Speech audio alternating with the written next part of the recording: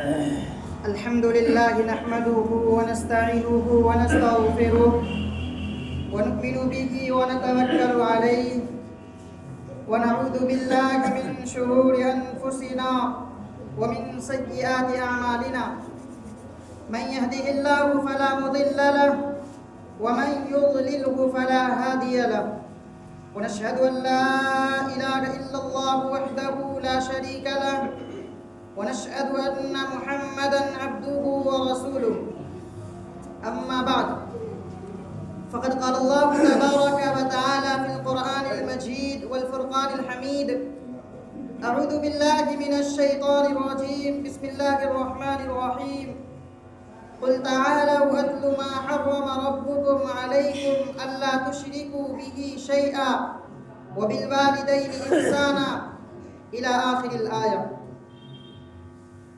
میں اس کی حمد کرتا ہوں، میں اس کے در کا منگتا ہوں، میں اس کی حمد کرتا ہوں، میں اس کے در کا منگتا ہوں کہ جس کے در پہ جا کر ہر اداسا ٹھہر جاتا ہے۔ میرے محترم بزرگوں اور میرے ہمنشی ہم فکر ساتھیوں، اللہ تبارک و تعالیٰ کا احسان و کرم ہوا کہ اللہ تبارک و تعالیٰ نے ہم سبوں کو ایمان کی دولت سے نوازا اور نبی پاک صلی اللہ علیہ وسلم کا امتی بنایا، اور آج ہم سبوں کو نماز جمعہ ادا کرنے کی توفیق عطا فرمائی، اور ساتھ ہی ساتھ چند باتیں کہنے اور سننے کی بھی توفیق بخشی۔ اللہ تبارک و تعالیٰ سے دعا کریں کہ اللہ تبارک و تعالیٰ ہمیں اور آپ کو کہنے اور سننے سے زیادہ عمل کی توفیق عطا فرمائے۔ حضرات، ابھی میں نے آپ حضرات کے سامنے آیت کریمہ کا ایک چھوٹا سا ٹکڑا پڑھا ہے، جس میں اللہ تبارک و تعالی اپنے بندوں کو 5 احکامات دیے ہیں۔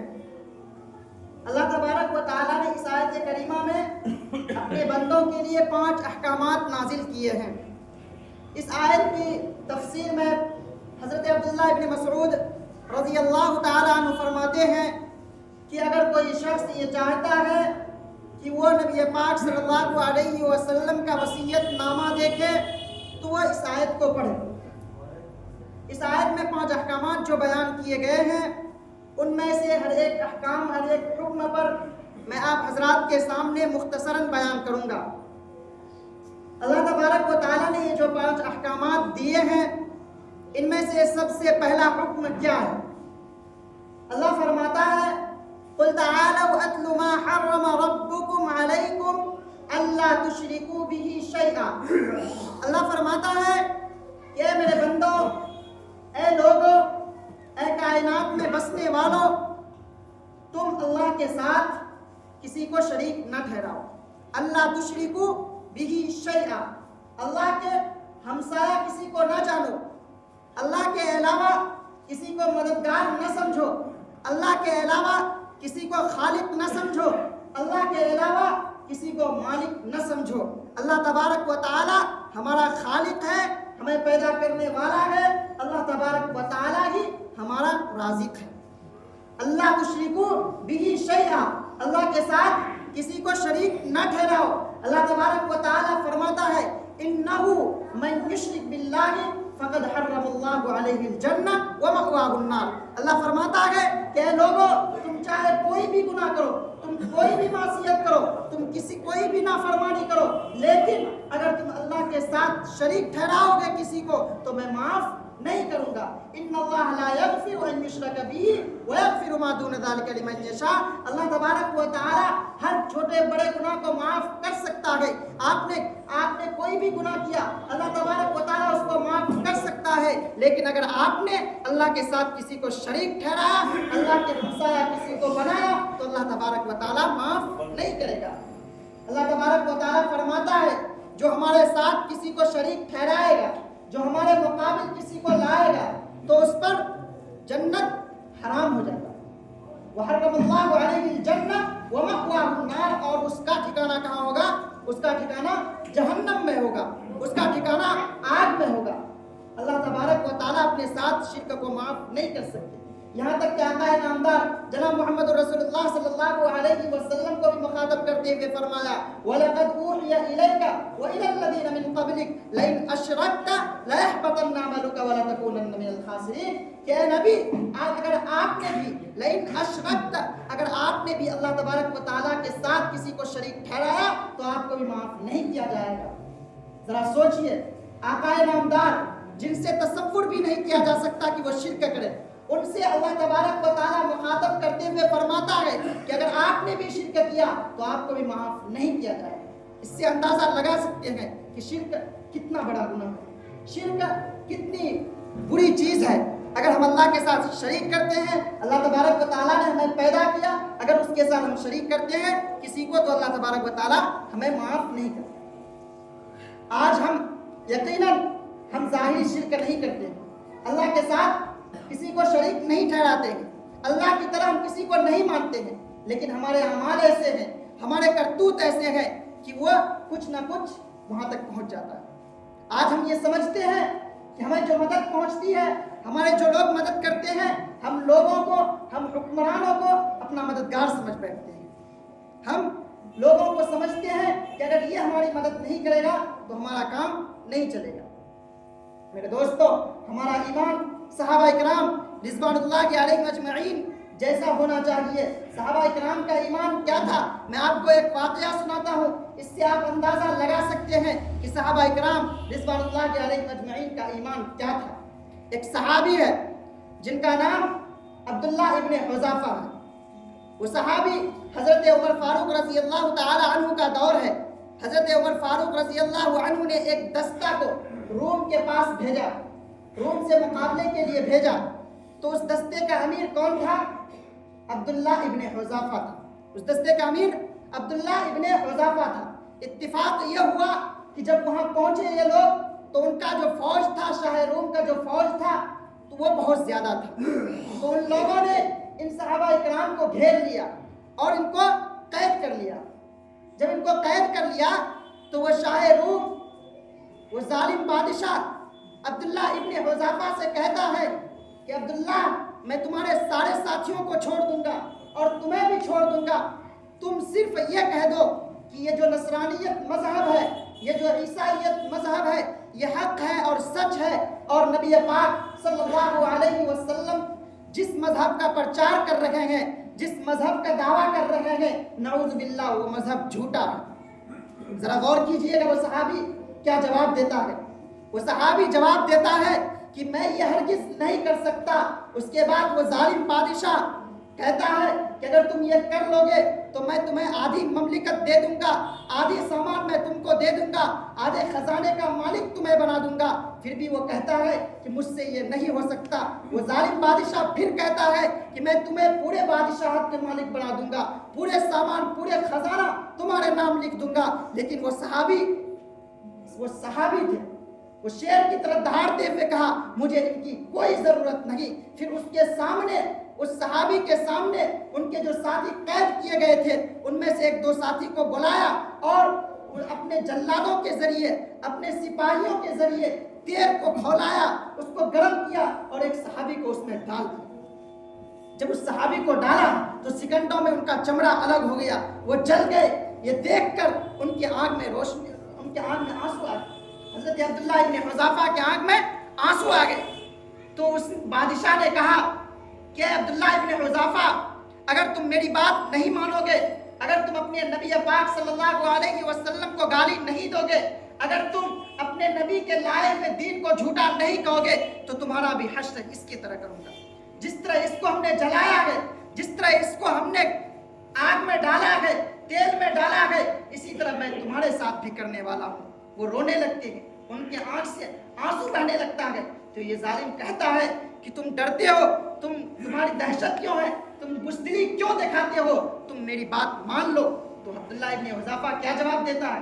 وہ کہتا ہے کہ ظالم تم سمجھتے ہو، تم سوچتے ہو، تمہاری یہ غلط فہمی ہے، تم یہی سوچتے ہو کہ میں اس لیے رو رہا ہوں کہ تم میرے ساتھی کو جلا رہے ہو اور میرے بھی ساتھ وہی سلوک کرو گے، نہیں میں اس وجہ سے نہیں رو رہا ہوں، میں اس وجہ سے آنسو بہا رہا ہوں کہ اللہ تبارک و تعالیٰ نے ہمیں ایک ہی جان دی ہے۔ اگر اللہ تبارک و تعالیٰ ہمیں 100 جان دیتے، 1000 جان دیتے تو میں اس کو بھی اللہ کے راستے میں قربان کر دیتا۔ میں اس وجہ سے رو رہا ہوں۔ ذرا سوچئے، وہ صحابی تھے، پہاڑ کی طرح تھے، وہ کہیں جھکتے نہیں تھے، کسی کے سامنے اللہ کے علاوہ کسی کے سامنے جھکتے نہیں تھے، کسی کی سرنگو نہیں ہوتے تھے، کسی کی بات نہیں مانتے تھے۔ ان کے یہ کیوں تھا؟ اس لیے کہ ان کے اندر ایمان تھا۔ اور آج ہمارا ایمان کیسا ہے؟ ہمارے سامنے کوئی ڈرائے، ہم کو دھمکائے تو ہم اپنے دین کو غلط کہہ دیتے ہیں، ہم اپنی شریعت کو غلط کہہ دیتے ہیں، ہم اپنی شریعت کو چھوڑ دیتے ہیں۔ آج ہمارے نبی پاک صلی اللہ علیہ وسلم کو آپ سب سن رہے ہوں گے، آج جو ملک کے حالات ہے، ہمارے نبی پاک صلی اللہ علیہ وسلم کو طرح طرح کی گالیاں دے رہی۔ کیوں دے رہے آخر؟ لوگ کیوں ہمارے نبی کو گالی دے رہے ہیں؟ ہماری شریعت کو برا کیوں کہہ رہے ہیں؟ کبھی آپ نے سوچا، کبھی ہم نے سوچا ہے کہ ہمارے شریعت پر انگلیاں کیوں اٹھائی جا رہی ہے؟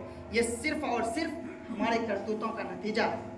ہم نے اللہ کے احکام کو بھلا دیا، ہم نے نبی پاک صلی اللہ علیہ وسلم کے فرمان کو پس پشت ڈال دیا۔ ہم سے قرآن کیا کہہ رہا ہے، شریعت کیا کہہ رہی ہے، ہم ان کا خیال نہیں۔ اسی وجہ سے ہماری شریعت کو بلا بڑا کہا جا رہا ہے۔ ہم نے وہ اخلاق لوگوں کے سامنے پیش نہیں کیا۔ اگر ہم نبی پاک صلی اللہ علیہ وسلم کے جو اخلاق تھے، ان اخلاق کو اگر ہم لوگوں کے سامنے، ان کیریکٹر کو، ان کلچر کو اگر ہم لوگوں کے سامنے پیش کرتے تو ہمیں یقین ہے، بلکہ پورا یقین ہے، مکمل یقین ہے کہ کوئی جرأت کر ہی نہیں سکتا کہ وہ نبی پاک صلی اللہ علیہ وسلم کو گالی دے۔ ذرا سوچئے کیوں ہوتا؟ یہ سب ہمارے وجہ سے۔ ہم نے لوگوں کے سامنے اچھے اخلاق پیش نہیں کیے۔ نبی پاک صلی اللہ علیہ وسلم کا اخلاق کیا تھا؟ آپ کو ایک واقعہ سناتا ہوں، اس سے اندازہ لگا لیجئے گا۔ ایک بڑھیا جو آپ صلی اللہ علیہ وسلم پر روزانہ گندگی ڈالتی ہے، روزانہ پورا کرکٹ آپ صلی اللہ علیہ وسلم کے سر پر ڈالتی ہے۔ ایک دن وہ بڑھیا آپ صلی اللہ علیہ وسلم کے سر پر کوڑا نہیں ڈالا تو آپ صلی اللہ علیہ وسلم نے کہا کہ وہ بڑھیا کہاں ہے؟ اپنے دوستوں سے، اپنے صحابہ سے کہا کہ وہ بڑھیا کہاں ہے جو روزانہ ہمارے سروں پر کچرا ڈالا کرتی تھی۔ جب آپ صلی اللہ علیہ وسلم کو بتایا گیا کہ اس بڑھیا کی طبیعت خراب ہے تو آپ صلی اللہ علیہ وسلم اس کے گھر جاتے ہیں۔ کس کے گھر جاتے ہیں؟ اس بڑھیا کے جو روزانہ آپ کے سر پر، آپ کے سر مبارک پر کچرا ڈالا کرتی تھی۔ اس گھر کے سامنے جاتے ہیں اور دروازے پر دستک دیتے ہیں تو اس گھر میں کوئی نہیں رہتا۔ اس گھر میں ایک بچی رہتی ہے تو وہ بچی اندر سوراخ سے دیکھتی ہے تو اپنے دادی کو بتاتی ہے کہ باہر جو وہی شخص آئے ہوئے ہیں جن کے سر پر آپ روزانہ کوڑا کرکٹ ڈالتے ہیں۔ تو بڑھیا ڈر جاتی ہے، وہ سوچنے لگتی ہے کہ اب میرے ساتھ کیا حشر کرے گا یہ۔ پھر آپ صلی اللہ علیہ وسلم دوبارہ دستک دیتے ہیں تو وہ بڑھیا کہتی ہے کہ بیٹی دروازہ کھول دو، ہم نبی پاک صلی اللہ علیہ وسلم کے سامنے گر گرائیں گے، ان سے معافی طلب کریں گے، ان کے سامنے جھک جائیں گے تو وہ ہمیں معاف کر دے گا۔ جب آپ صلی اللہ علیہ وسلم گھر کے اندر جاتے ہیں تو بڑھیا ڈر کر اتنی بیمار کی حالت میں وہ بیٹھ جاتی ہے، اٹھ کر آپ سے ڈرنے لگتی ہے، دہشت زدہ ہو جاتی ہے۔ تو آپ صلی اللہ علیہ وسلم نے کہا، اے میری ماں، ذرا غور کیجئے گا، ماں کہہ رہے ہیں آپ صلی اللہ علیہ وسلم، کس کو؟ اسی بڑھیا کو جو آپ کے سر پر کچرا ڈالا کرتی تھی، اس بڑھیا کو کہہ رہے ہیں کہ اے میری ماں، آپ ڈرو نہ، دہشت نہ کرو، آپ بیمار ہو اس لیے ہم لوگ عیادت کرنے آئے ہیں، آپ کی مزاج پرسی کرنے کے لیے آئے ہیں، آپ کی دیکھ بھال کرنے کے لیے آئے۔ آپ بتائیں آپ کو کس چیز کی ضرورت ہے، آپ کو کس چیز کی ضرورت ہے؟ آپ کو دوا کی ضرورت ہے، ہم آپ کو دوا دیں گے۔ آپ کو علاج کی ضرورت ہے، ہم آپ کے علاج کریں گے۔ ذرا سوچئے، جنہوں نے آپ صلی اللہ علیہ وسلم کے ساتھ ایسی حرکتیں کی، آپ صلی اللہ علیہ وسلم کے اوپر کچرا ڈالا، کوڑا ڈالا، لیکن آپ صلی اللہ علیہ وسلم ان کے ساتھ کیا برتاؤ کر رہے ہیں، ان کے ساتھ کیسا سلوک کر رہے ہیں، یہ ہم سب کو سوچنا چاہیے کہ آپ صلی اللہ علیہ وسلم نے جو اپنے امت کے لیے جو قربانیاں دی ہے، اپنے امت کے لیے جو قربانیاں پیش کی ہے، آج ہم نے ان قربانیوں کو بھلا دیا، آپ کے فرمان کو ہم نے چھوڑ دیا، آپ کے فرمان پر عمل کرنا ہم نے چھوڑ دیا۔ آپ صلی اللہ علیہ وسلم راتوں رات ہمارے اور آپ کے لیے ہاتھ اٹھا کر کے اللہ سے دعا مانگا کرتے کرتے تھے یا اللہ میرے امتی کے ساتھ اچھا سلوک کرنا, اے اللہ میرے امتی پر کوئی عذاب نہ آئے. میں آپ کو بتاتا چلوں کہ آپ صلی اللہ کو تمام انبیاء کرام رضوان اللہ علیہم اجمعین کو اختیار دیا گیا کہ تم کوئی بھی دعا مانگو اللہ تبارک و تعالیٰ اس کو قبول کر لے. اللہ تبارک و تعالیٰ نے اختیار کیا. تمام انبیاء, تمام رسول, حضرت آدم علیہ السلام جو پہلے نبی ہے ان سے لے کر حضرت عیسیٰ علیہ السلام جو آپ صلی اللہ علیہ وسلم کے پہلے نبی ہے, تو ان تمام لوگوں نے اپنے اپنے دعا مانگ لی اور آپ صلی اللہ علیہ وسلم نے دعا نہیں مانگی. صحابہ کرام رضوان اللہ علیہم اجمعین نے عرض کیا یا رسول اللہ, تمام نبی تمام رسول اپنے اپنے امتوں اپنے دعا مانگ چکے ہیں جو اختیار ان کو دیا گیا تھا, آپ نے کیوں نہیں مانگا؟ تو آپ صلی اللہ علیہ وسلم نے کہا کہ میں یہ دعا بچا کر کے رکھا ہوں. کب کے لیے؟ تمام نبی نے, تمام انبیاء نے دنیا میں دعا مانگی, میں یہ دعا بچا کر کے رکھا ہوں آخرت کے لیے. آخرت میں وہ دعا کیا ہوگی؟ تو آپ صلی اللہ علیہ وسلم نے فرمایا جب محشر کا میدان قائم ہوگا, جب سب لوگ اپنے گناہوں کے پسینے میں ڈوبے ہوں گے, جب سب نفسی نفسی کا عالم ہوگا, جب سب ایک دوسرے سے بھاگیں گے, یوم یفر المرء من اخیہ وامہ وابیہ, باپ بیٹے سے بھاگے گا, ماں بیٹی سے نفرت کرے گی, دوست دوستے سے جدا ہو جائیں گے. اس وقت میں اللہ کے سامنے اپنے سر مبارک کو خم کر دوں گا, اپنے سر مبارک کو جھکا دوں گا اور سجدے میں چلے جاؤں گا اور اللہ تبارک و تعالیٰ سے کہوں گا کہ اللہ میں اس وقت تک اپنا سر نہیں اٹھاؤں گا جب تک آپ ایک ایک امتی کو, میرا ایک ایک امتی کو معاف نہ کر دیں, ان کو جنت میں داخل نہ کر دیں. اس وقت تک میں اپنے سر کو زمین سے نہیں اٹھاؤں. ذرا سوچئے ہمارے لیے کتنی قربانیاں دی, ہمارے لیے ایک دعا بچا کر کے رکھا آخرت کے لیے. اور آج ہمارے نبی پاک صلی اللہ علیہ وسلم کے شان میں لوگ گستاخیاں کر رہے ہیں, ان کو گالیاں دے رہے ہیں, ان کو برا بھلا کہہ رہے ہیں. ذرا آپ سوچئے یہ سب کیوں کہہ رہے ہیں, ان کو کیسے ختم کیا جا سکتا ہے؟ ہم غور کریں.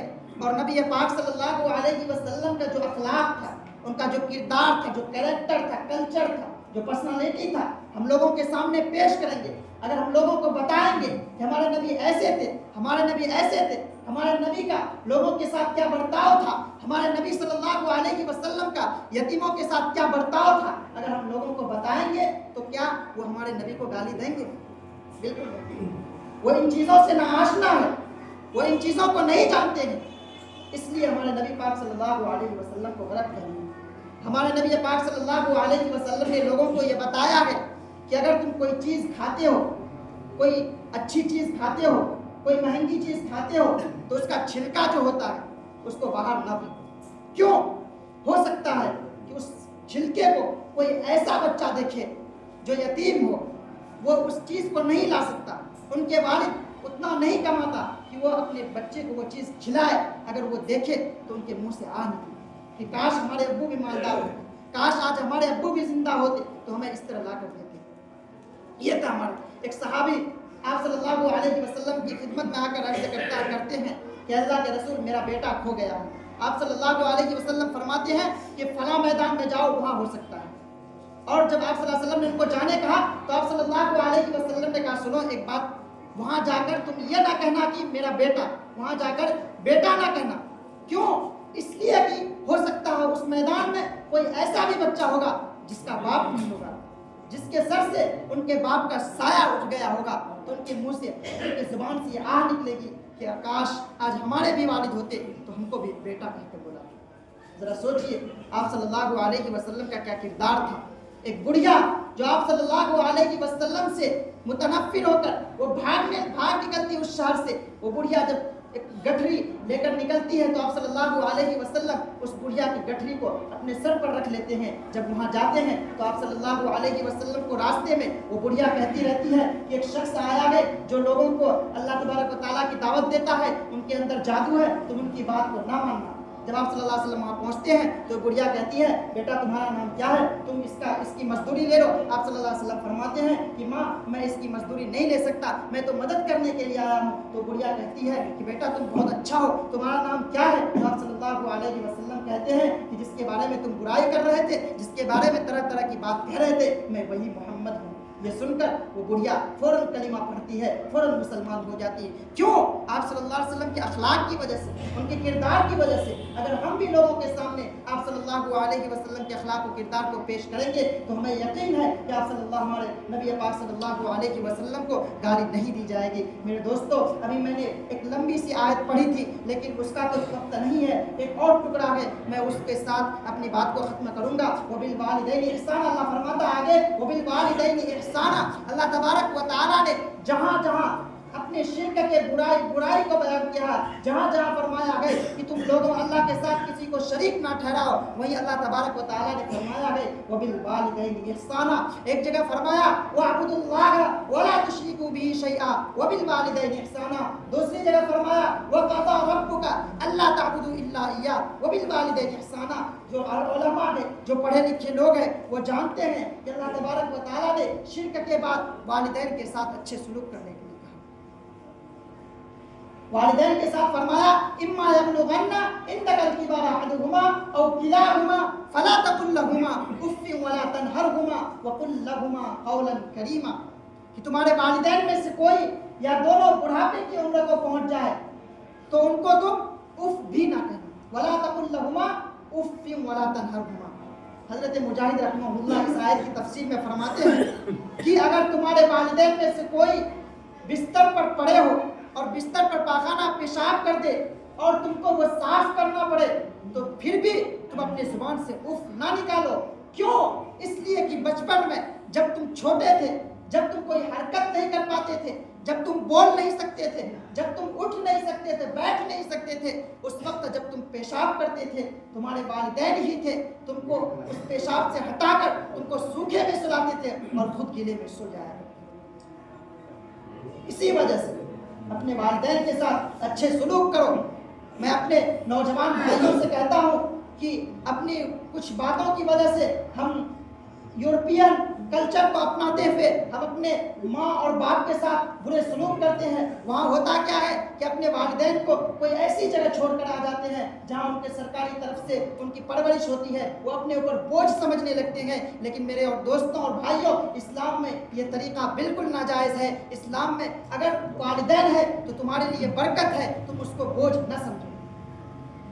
حضرات،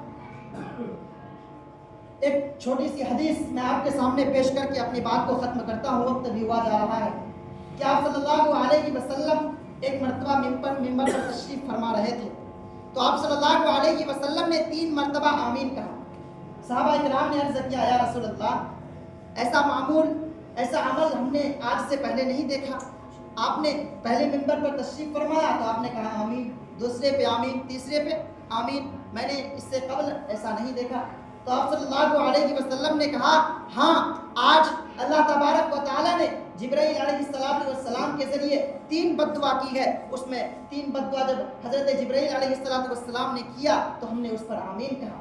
اس میں سے جو آج میرے موضوع کے مطابق ہے وہ ایک یہ ہے کہ آپ حضرت جبرائیل علیہ السلام کہہ رہے تھے کہ اس شخص کی بربادی ہو، اس شخص کے ناک خاک آلود ہو جس شخص نے اپنے والدین کو بڑھاپے کی عمر میں پایا اور اس کی خدمت کر کے اپنے آپ کو جنت کا مستحق نہ بنا لیا ہو۔ تو اس پر آپ صلی اللہ علیہ وسلم نے کیا کہا؟ آمین کہا۔ ذرا سوچئے، حضرت جبرائیل علیہ السلام ہمارا عقیدہ ہے، ہم سب کا عقیدہ ہے کہ حضرت جبرائیل علیہ السلام خود سے نہیں آتے، ان کو اللہ تبارک و تعالیٰ نے بھیجا۔ اللہ تبارک و تعالیٰ نے بھیجنے والا کون؟ اللہ تبارک و تعالیٰ۔ اور بد دعا کون کر رہے ہیں؟ سید الملائکہ حضرت جبرائیل علیہ السلام بد دعا کر رہے ہیں اور آمین کون کہہ رہے ہیں؟ جناب محمد رسول اللہ صلی اللہ علیہ وسلم، جو خاتم المرسلین ہیں، جو سارے جہان کے محمد، جو سارے جہان کے نبی ہے، تمام مخلوقات کے نبی ہے، وہ کہہ رہے ہیں آمین۔ ذرا سوچئے، ایسی بد دعا اللہ تبارک و تعالیٰ سے دعا کریں کہ اللہ تبارک و تعالیٰ ہمیں ایسی بد دعا سے بچائے، ہمیں والدین کی نافرمانی سے بچائے، ہمیں اللہ تبارک و تعالیٰ کے ساتھ کسی کو شریک ٹھہرانے سے بچائے۔ اللہ تبارک و تعالیٰ ہم سبوں کو کہنے اور سننے سے زیادہ عمل کی توفیق عطا فرمائے، آمین۔ وآخر دعوانا ان الحمد للہ رب العالمین۔